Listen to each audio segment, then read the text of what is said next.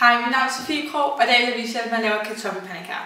Kartoffelpandekager er en rigtig nem måde at få brugt sine kartoffelrester på, og hvad end kød eller grøntsager, du lige har liggende i køleskabet. Jeg starter med at lave en cremet kartoffelmos. Hvis du har kartoffelmos års for dagen før, kan du selvfølgelig bare skippe det her step.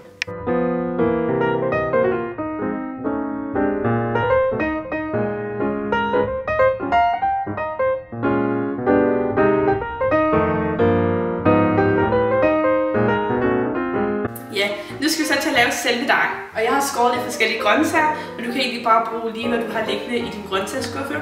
Og vi skal også have noget kød i, men i stedet for at gå ud og købe skinkestrimler eller lignende, så har jeg simpelthen valgt at bruge hammerryg i stedet for, fordi jeg havde lidt hammerrygsrest, så jeg skal egentlig bare det i skiver, og så kommer jeg det hele ned i kartoffelmosen.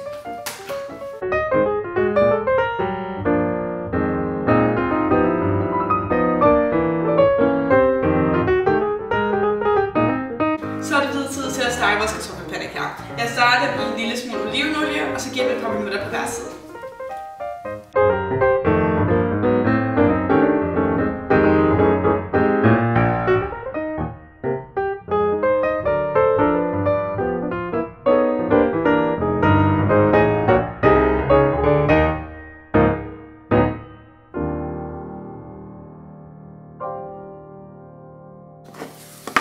Så er det serveret.